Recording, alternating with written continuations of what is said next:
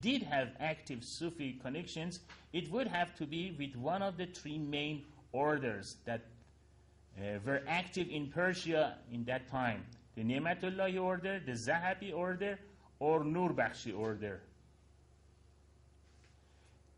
This is why that we cannot find that in which order to which order they belonged.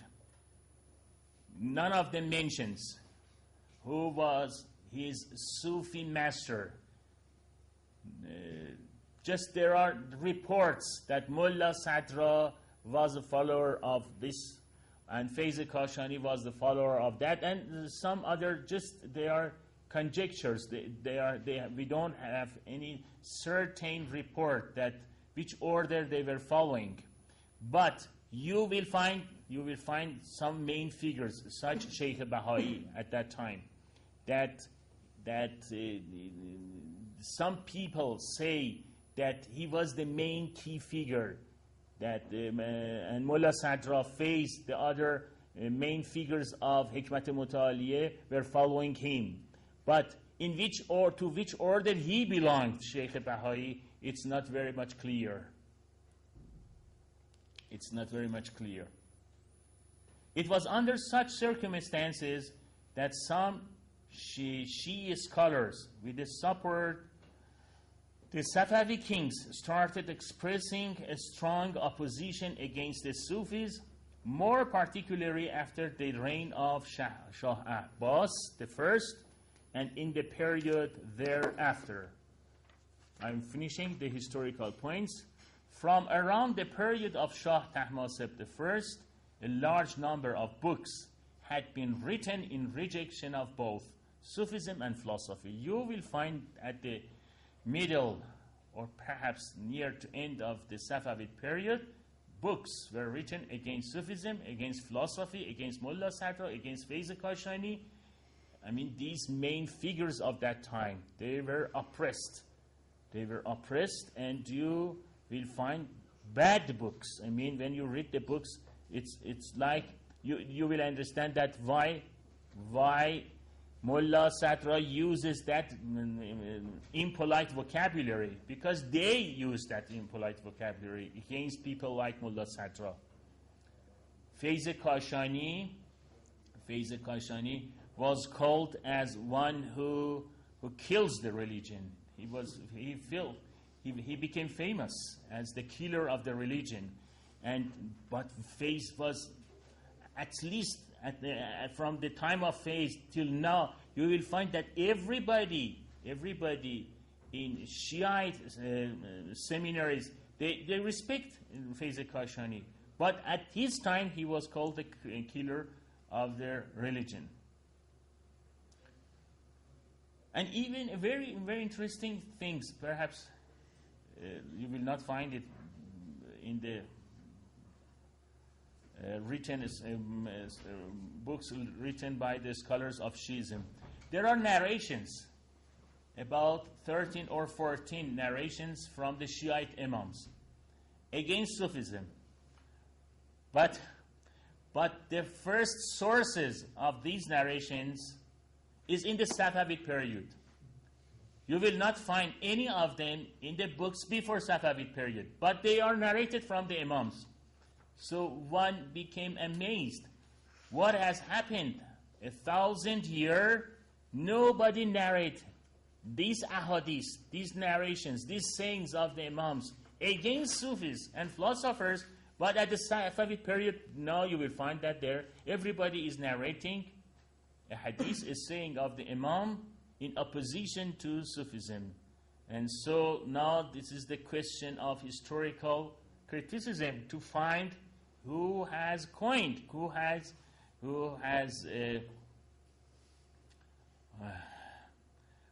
invented, I don't know what is the word, who has coined these sayings and attributed to the Imams to say that this is what Imam's idea was against Sufism. And they used vocabulary that appeared in the later Sufi terminology, but they use it as it was used by the Imams. and still these narrations are popular in Iran. Those who write against Sufism, they still refer to these narrations, to these ahadith. Sufism and philosophy, I said that from around the period of Shah Tahmasib I, a large number of books had been written in rejection of both Sufism and philosophy, which had within the circle of the later Illuminationists, and more particularly Mullah Sadra, now gained a mystical color. From this period onwards, this is another point I wanted you please care about it. From this period onwards, I mean at the middle or at the late Safavid period, the term Sufism, which had earned a bad reputation for itself, came to be replaced gradually by the term Irfan. This is why nowadays in Iran we use the word Irfan, not Sufism. And the history goes back to Safavid. Before Safavid, everybody, when referring to this kind of thinking, said Sufi. If he was pro-it, if he was follower of it, if he was anti-Sufism, everybody used to say Sufism. But from the Safavid period, they replaced the word Sufism gradually by the word Irfan. And it was generally by this new term, and it was generally by this new term, and yes, it came to be addressed in the works of the eminent Sufi scholars. This style of Irfan had mainly emerged from the mystical works of Mullah Sadra and the followers of his school, who were all under the influence of the theoretical mysticism of Ibn Arabi. Nowadays, when they say Irfan, they refer to the theoretical Sufism.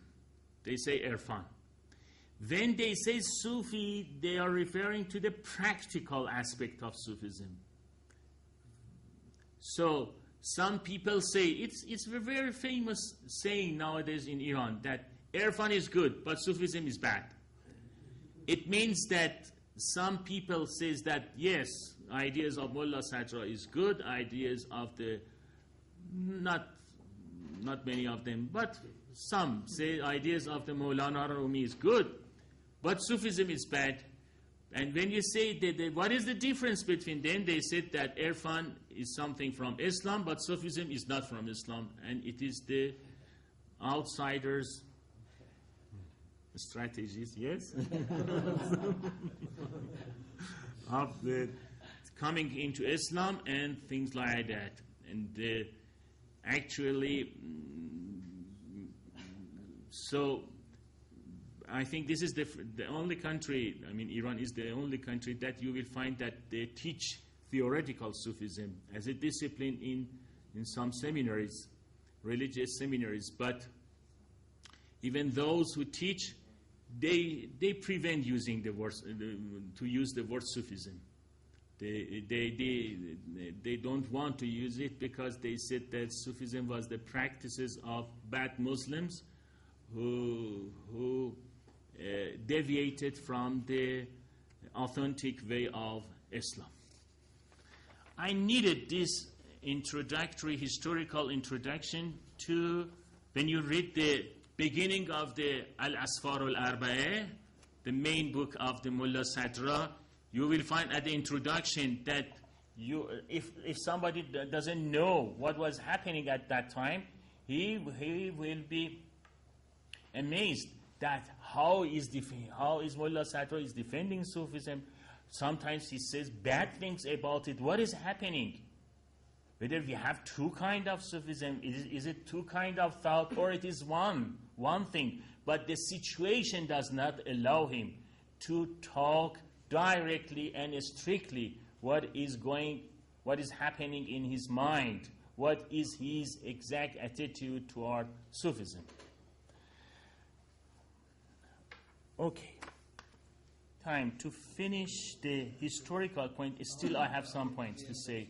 Then I will start a philosophical point of Mullah Sadra. I need a quarter to finish. Yes, yes.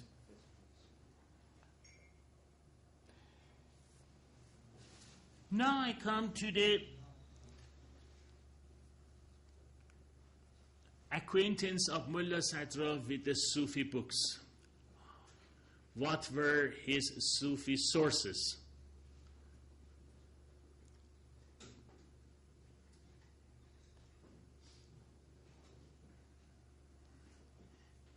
Mullah Sadra was acquainted, I can say, with the whole mainstream of the Sufi tradition as can be imagined. It's really like that.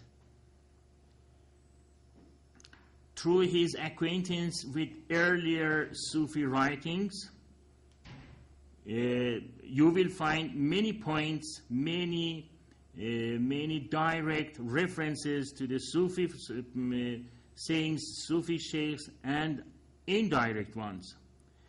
Sadruddin Mullah Sadra knew nearly all types of Sufi literature. He often quotes the early Sufi texts of an ethical and operative nature, such as Qut al-Qulub, Manazil al-Sa'irin, Awarif al-Ma'arif, Ihya Ulum al-Din, whose effect upon Mullah Sadra is particularly notable. He also shows knowledge of the more theoretical Sufi works such as Zubdatul Haqa'iq of Ain al-Ghuzat Hamidani and writings of Alauddawla Simnani, the famous Sufi from Simnan. Mullah Sadra also knew intimately the tradition of Persian Sufi poetry, in one of whose centers, Shiraz, he had in fact been raised. Shiraz was at that time the center of the poetry. Hafiz, the most famous and prominent poet of Shiraz. But within the Persian cultural world, it is the Masnavi of Maulana Jalaluddin Rumi that is quoted most often by him, by Mullah Sadra. Many of its verses adorn his writings, and he often turns to this inexhaustible treasury of wisdom to demonstrate through a beautiful verse some particular intellectual argument he has tried to prove through logical demonstration. You will see in a nice manner that how he refers to a poetry of Maulana Jalaluddin Rumi in one respect, and in another respect he tries to show logically, to prove logically what Rumi said in his poetry. In the spirituality characteristic of Sadruddin Mullah Sadra, both the Sufism of the type of Rumi and that of Ibn Arabi and his followers meet. This is another point in the Sufi literature that, as I said last session I had, that you will find many commentaries of Rumi, many commentaries of Hafiz, who the commentator tries to write commentary on their poems according to the Ibn Arabi ideas. This is the blending of Ibn Arabi teachings and the Sufi Persian poetry in Iran. It is no wonder that Mullah Sadra's most famous follower during the succeeding centuries, namely Haj Mullah Hadi Sabzevari, while being deeply influenced, like his master, by Ibn Arabi, also wrote a commentary upon Masnavi. One of the famous commentary of the Masnavi of Rumi is written by Sabzevari. It has been edited in 3 volumes. It is in Persian mixed with Arabic literature. It is a commentary of Masnavi, but I should tell you honestly that it is not commentary of Masnavi. It is commentary of Rumi on Haj Mullah Hadi Sabzevari. because because Sabzevari says this is the commentary of Masnavi. But when you read it, you will find that it is not Sabzevari who comments on Masnavi of Rumi. It is Rumi who comments in his verses on Sabzevari's philosophy. The main style is Sabzevari's ideas, philosophical ideas. But very interesting it is. But when you read the text, whenever he wants, let's say about this Tajaddud al-Amsal that you were working, he tries to show that how Tajaddud al-Amsal as a philosophical problem can be proved. When he tries to show logically how it is possible, then he refers to the Maulana Jalaluddin Rumi. I mean, whenever he finds some verse in Rumi, he quotes Rumi as his supporter. And so one wonders whether it is commentary of Maulana on Sabzevari or commentary of Sabzevari on Maulana. You know that they have at least 600 times between them, 600 years between them, but it can be perhaps.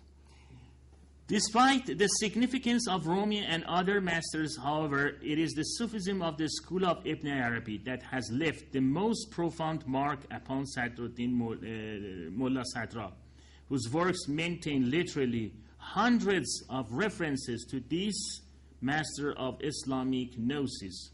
Mullah Sadra quotes most often from the Fusus al-Hikam and the Futuhat al-Makkiyeh, especially in questions of eschatology. In fact, the last part of the Asfar, dealing with the soul and its becoming, terminates with a long passage from the Futuhat. Mullah Sadra would be inconceivable, I stress, Mullah Sadra would be inconceivable without Ibn Arabi.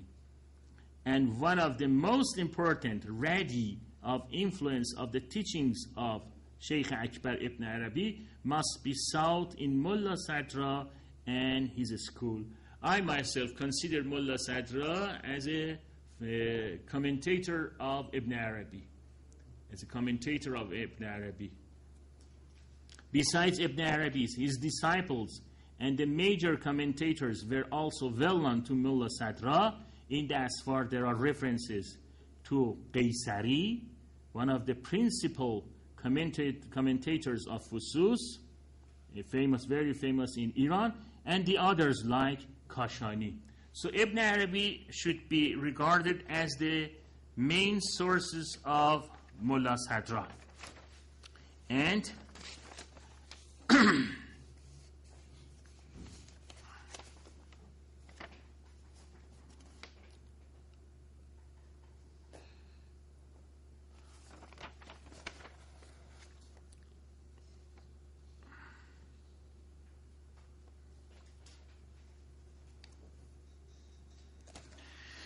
one can say that Sufi metaphysics of Ibn Arabi's followers is the intellectualized version of their spiritual vision. I added this sentences because I don't want to say that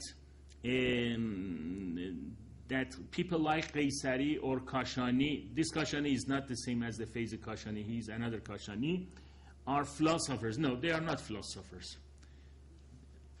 They are not philosophers in the usual meaning of the word. They are not philosophers. They are still Sufi followers. They are not trying to show a philosophical system of the word. They use the Sufi teachings, Sufi thought, but in a new way of reasoning, new ways, using reasoning, logical demonstrations to show that how their findings are true in a philosophical terminology. So be careful about this, because when you see them, you cannot say that this is philosophy. You cannot say this is Ibn Sina. They are influenced by Ibn Sina. As I said, every philosopher in the history of Islamic philosophy is in a way influenced by Ibn Sina. But you can't say Qaysari or Kashani systems of thought is like a system of philosophy. It's not like that.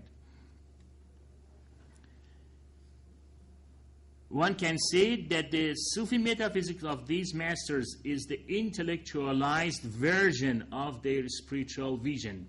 In the case of Ibn Arabi especially, this metaphysics presents itself as so many strokes of lightning, each of which illuminates an aspect of the landscape of ultimate reality, according to one of my masters. These flashes of light are transferred by Mullah Sadra and also to a certain extent by such figures as Qaysari before him into a more steady and continuous light. Sadruddin seeks to present a more systematic metaphysical exposition to provide logical proofs and to explain aspects which the earlier Sufi masters had passed over in silence or simply stated in brief form as a gift of heaven and the result of their spiritual visions. There are no major points in which Mullah Sadra opposes teachings of Ibn Arabi as he opposes certain theses of the peripatetics and illuminationists. But he does discuss many points which are not touched upon by Ibn Arabi and his school, but are implied by them. They are implied by them, but they never touched it. In a sense, Mullah Sadra provides both a more logical and systematic basis for the Sufi metaphysics of the school of Ibn Arabi, and a commentary upon an extension of his works. In fact, besides being one of the leading philosophers of Islam, Mullah Sadra must also be considered one of the foremost commentators on Ibn Arabi and his students. Okay, I have finished the first part of my talk, and I will later try to show that how what I have said can be worked in a philosophical problem by Mullah Sadra. Thank you very much, Professor. Now is the break time for 25 minutes. Okay, the second part of my talk would be about a basic issue in Mullah Sadra's philosophy. Before going to details, I should remind you that what I read is a typical example of how Mullah Sadra explains that the highest purpose of knowledge is to achieve correct understanding of God and the Word, tandem with self-understanding and self-realization. I mean, what I would read is somehow about epistemology, but it's not epistemology without ontology. It is also ontology.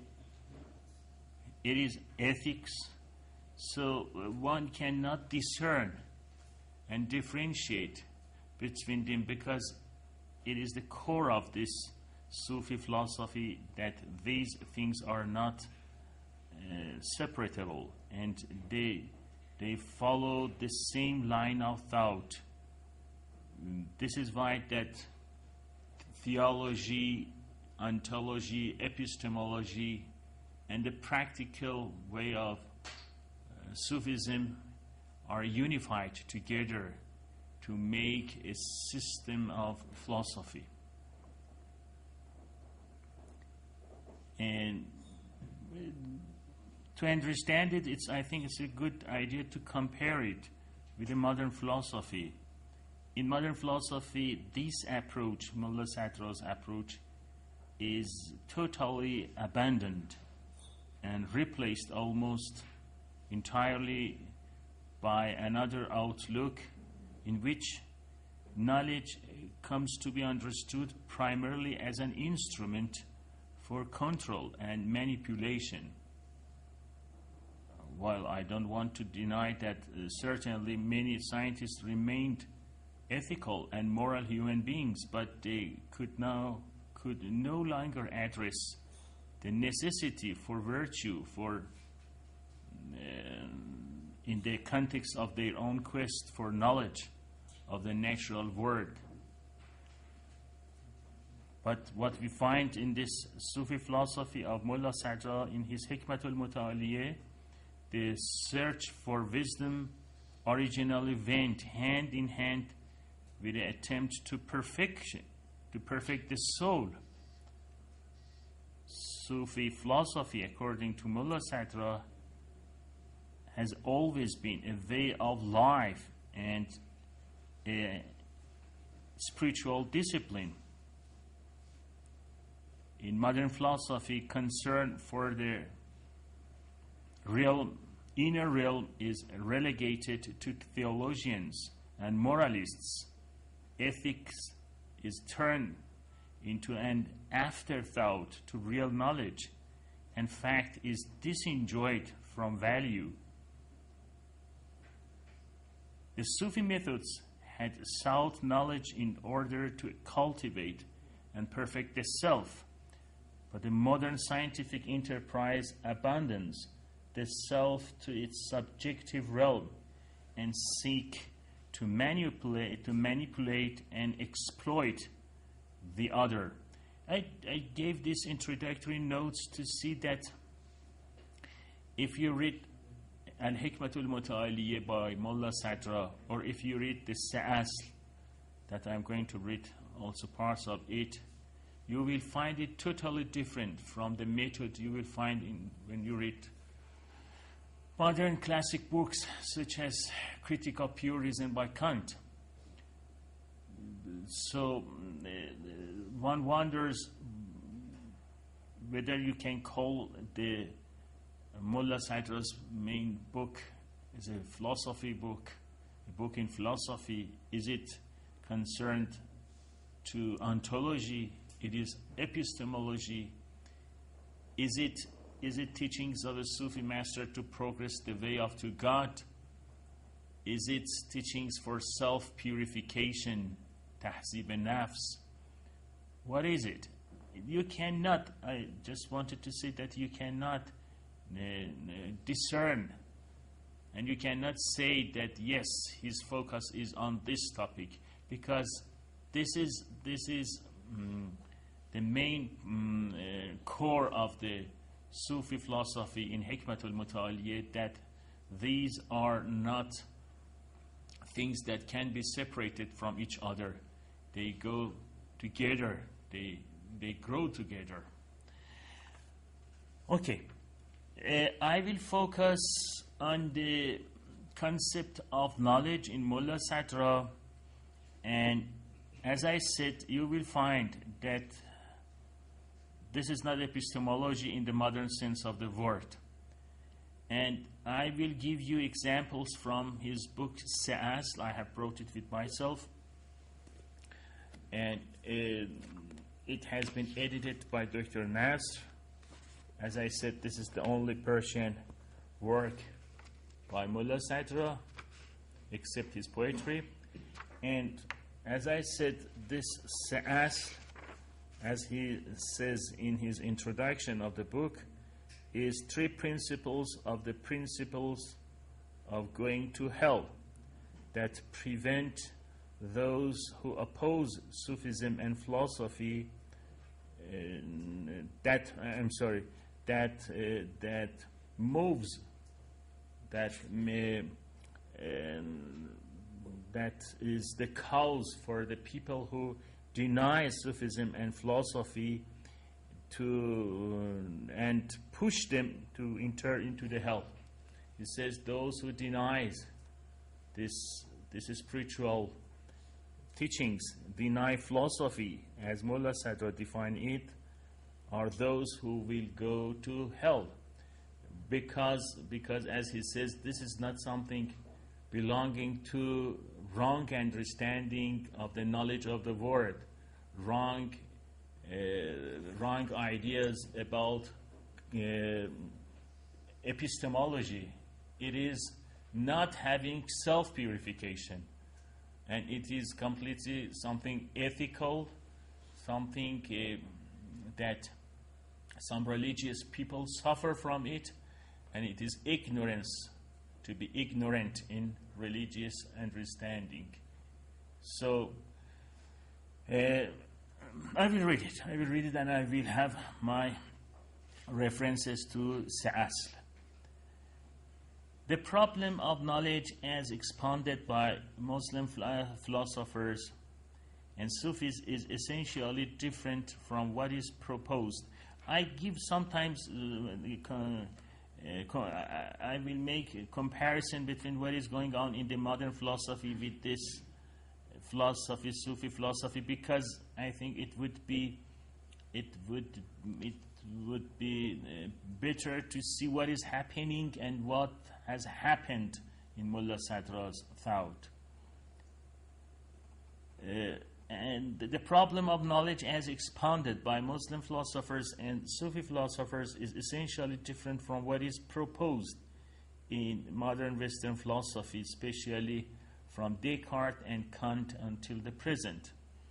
One of the most important factors in the modern Western problem of perception as knowledge. About SaaS. What is it? It's about SaaS. SaaS, yes. Mhm. You have everything in your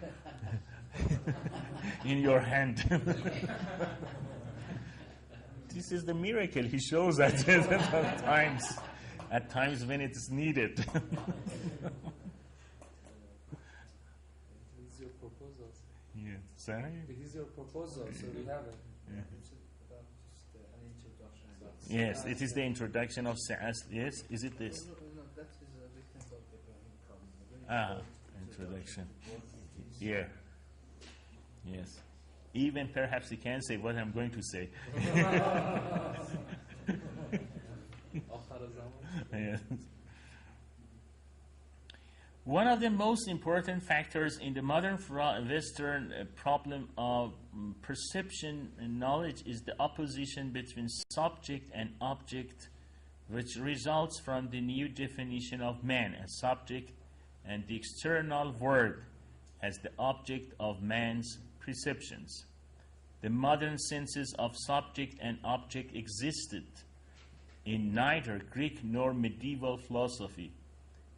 In Islamic philosophy, there are no exact equivalents for these terms in their modern meanings, and we usually translated them as zihn for mind and ain for the outward reality, entity. But they are different from what are meant by subject and object, although they are commonly used to translate the Western terms.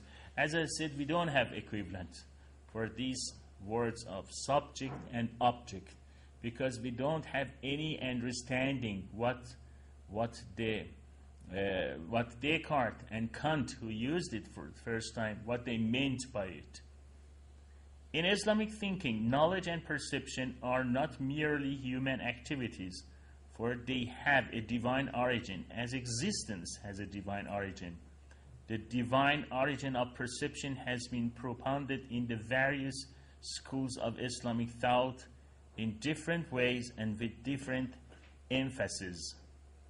For example, among the Muslim philosophers, the epistemology of the peripatetics places more emphasis on discursive reasoning, ilm bahsi, while Sufi epistemology places more emphasis on the divine origin of intuition, shuhud. Between these two schools, the illuminationist philosophers, Ishraqiyun, come closer to the Sufis, and Mullah Sadra, as a philosopher with illuminationist taste, tries to build his epistemology on a Sufi basis. Thus, his concept of knowledge is a Sufi concept in philosophical garb. In order to explain the Sufi aspects of Mullah Sadra's epistemology, I should make clear at the outset what is meant by Sufism and mysticism. I said, but just I want to emphasize. Mysticism is more concerned with feelings, while Sufism implies a kind of knowledge. This goes back partly to the very concept of faith in Islam. It's very important to take into consideration that Islamic faith is not only a way to salvation, it also brings a knowledge caused by the unveilings, kashf, and intuitions, shuhud of the believer.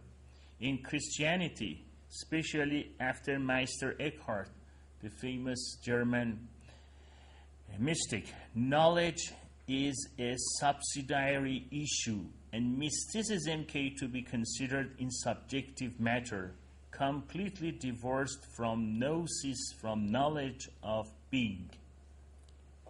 So this is why that we see that the Christian mysticism after Eckhart, there is no topic of ontology, no topic of.